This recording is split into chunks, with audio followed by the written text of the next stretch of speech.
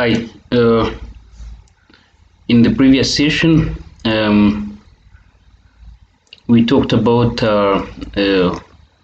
on becoming a social entrepreneur. So, what does it take to become a social entrepreneur, or even so,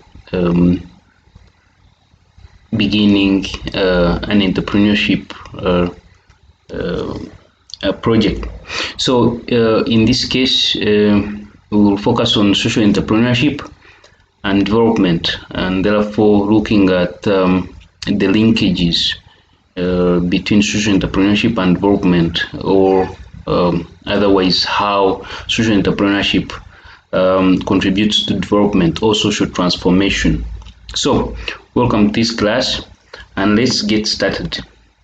So our aim here is to define the concept of development and discuss the development issues or challenges or problems, and then take an overview of how social entrepreneurship contributes to development processes.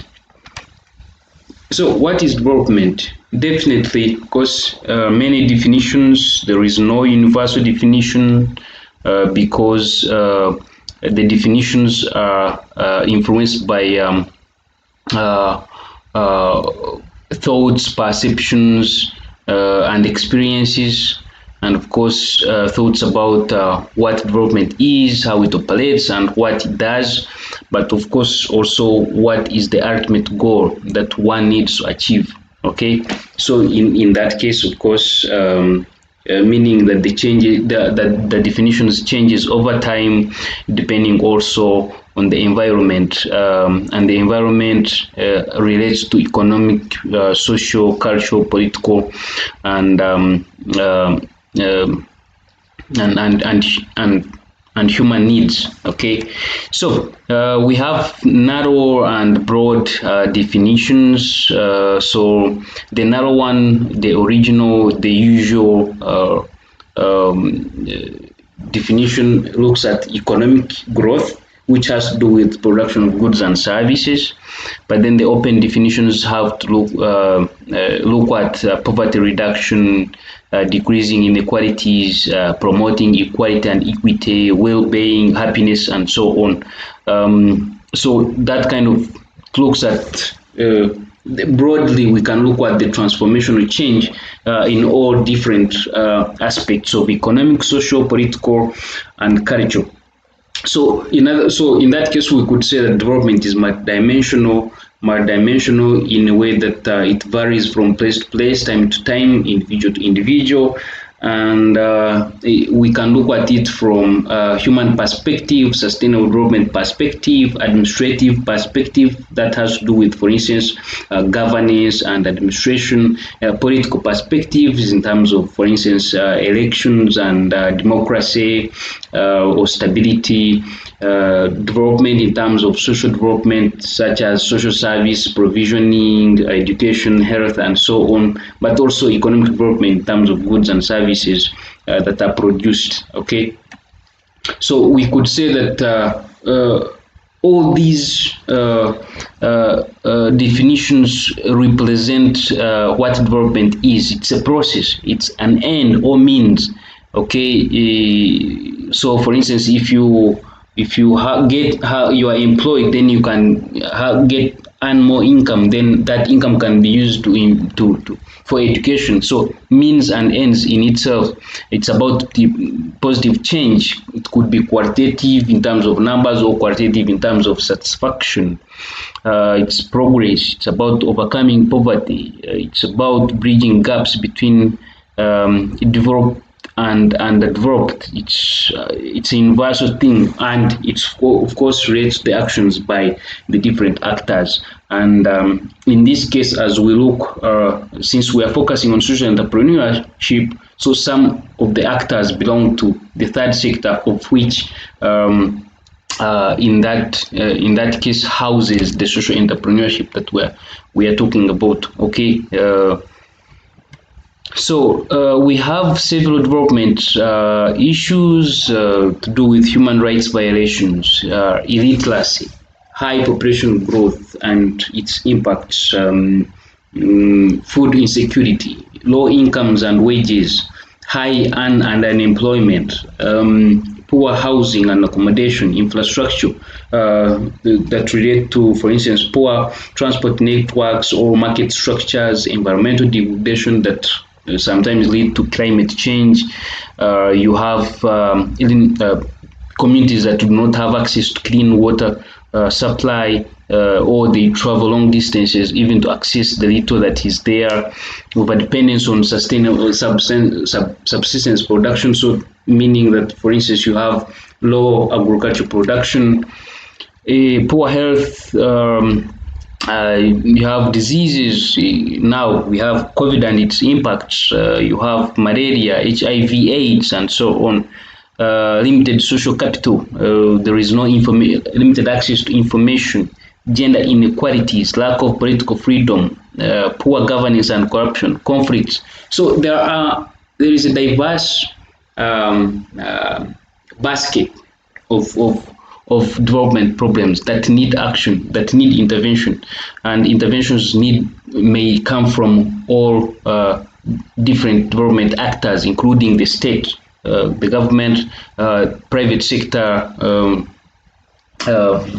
You have non-governmental organizations, you have communities that come up with groups, you have individuals.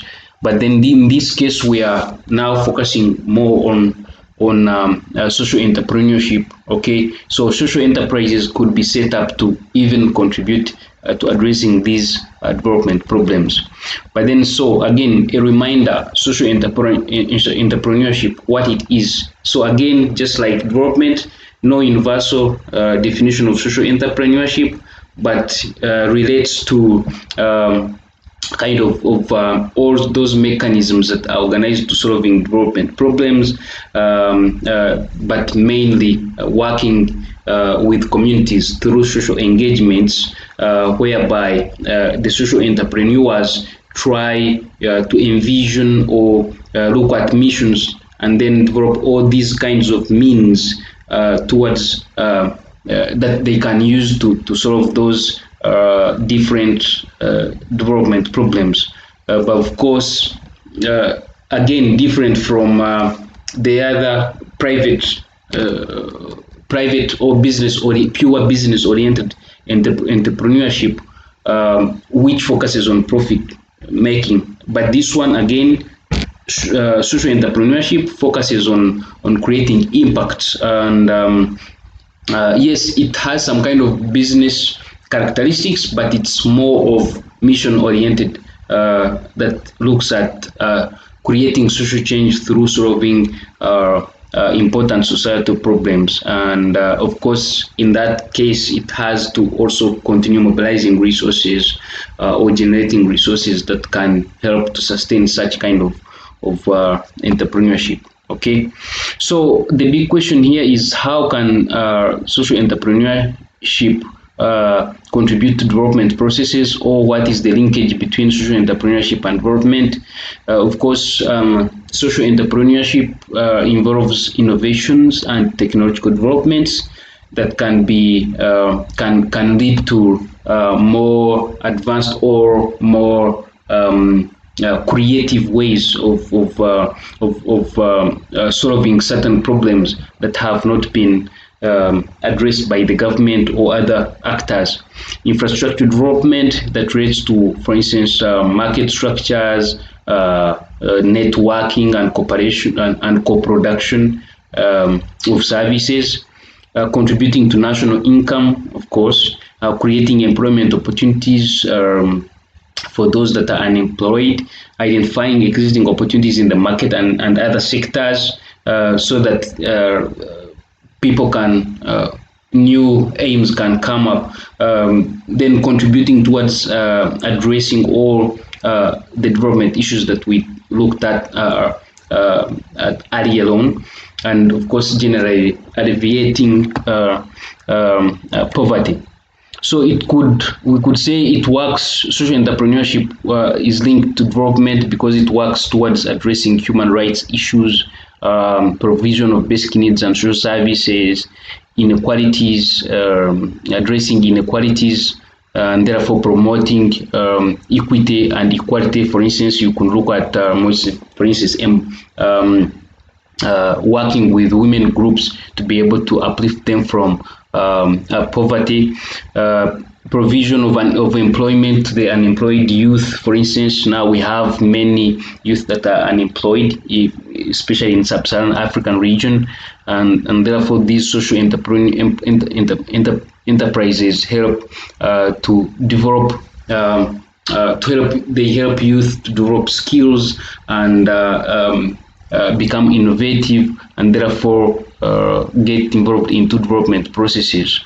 Okay, it also addresses disempowerments and therefore empowering the marginalized, such as women, the youth, or elderly, or the disabled, or look at those people with special needs.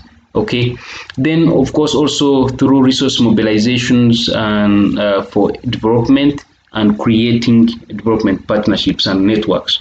So in this case, you can see that social enterprises are not just for purposes, they are not there for profit or making, but they start up these enterprises to be able to create social change. And that is why, for instance, the social entrepreneurs are referred to as change makers, because we looked at development as a process or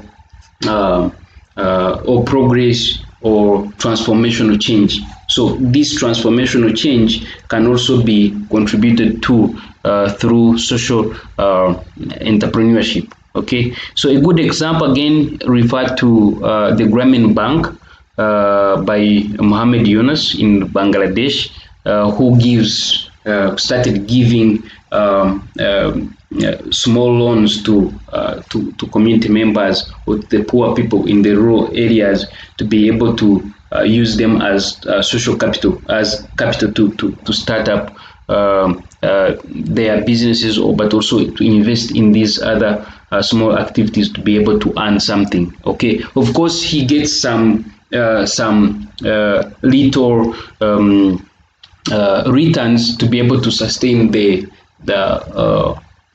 enterprise. Okay, but in that case, poor people are also benefiting, and in that case, contributing towards social change and transformational change within communities. Okay, so bottom line is that there are diverse development problems or issues, and social entrepreneurship has emerged as an alternative to addressing these challenges, considering that, for instance, the state or government, most governments in developing countries are limited or are challenged in addressing these different problems, and also they use top-down approaches. But social enterprise come in to use kind of bottom-up through social engagements, working with people to devise different innovative and creative ways of